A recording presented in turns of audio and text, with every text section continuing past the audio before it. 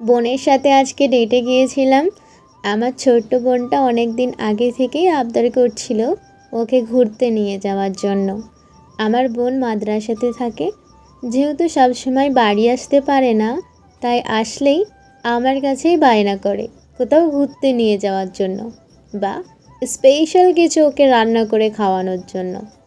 তবে ঘোরার প্ল্যানটা আমাদের 2024 সাল থেকে আছে, কিন্তু কোনো না কোনো কারণে আর যাওয়া হতো না।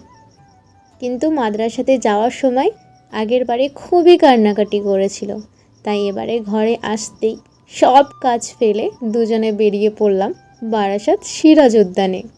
তো বারাসাত সিরাজ উদ্যানটা অনেকেই চেনেন, বারাসাতে যারা থাকেন তারা তো নিশ্চয়ই চিনবেন। খুবই সাদামাটা একটা পার্ক, এটা বাস স্ট্যান্ডের পাশেই আছে।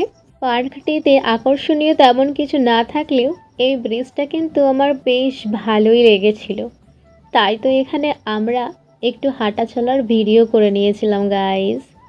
আর এই পার্কটা মনে হয় শিশুদের জন্য, তবে স্কুল পালিত এক লাইলাকে দেখলাম এক্সট্রা ক্লাস করতে এসেছে। আর এদিকে দেখুন গাইস, এক ইংরেজ সৈনিক উল্টে পড়ে গেছে, বেচারাকে উঠালোও না। তারপর এটা কি দেখলাম গাইস, এক 2 বছরের বাচ্চার কাঁধে 5 কেজি মশাল চাপিয়ে দিয়েছে। ये सब क्या देखना पड़ रहा है? अच्छा है मैं अंधा हूँ। পার্কে ঢোকা মাত্রই বোনটা আমার দোলনা চড়ার জন্য খুবই বায়না করছিল। তো তারপরে দেখলাম 10 বছরের নিচে বাচ্চাদের কিছু ফ্রি রাইড আছে, তো সেখানে গিয়ে একটু ও এনজয় করছিল, সাথে আমিও গাইস। পাশেই ছিল একটা ফোয়ারা, ফোয়ারাতে কিছু রুই মাছ ছিল আমার মনে হয়, আর সাথে কিছু রঙিন মাছ ছিল।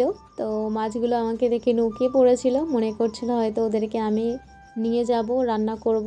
তো ভয়তে তাড়াতাড়ি করে ওরা লুকিয়ে পড়লো। তো তারপরেই ঘুরে ফিরে আমরা চলে এসেছিলাম। ভিডিওটা আপনাদের কাছে কেমন লেগেছে অবশ্যই কমেন্ট করে জানাবেন। ততদিনে দেখা হবে অন্য কোনো ভিডিওতে। ততদিনে ভালো থাকবেন, সুস্থ থাকবেন, আমার জন্য দোয়া করবেন। আল্লাহ হাফিজ, আসসালামু আলাইকুম।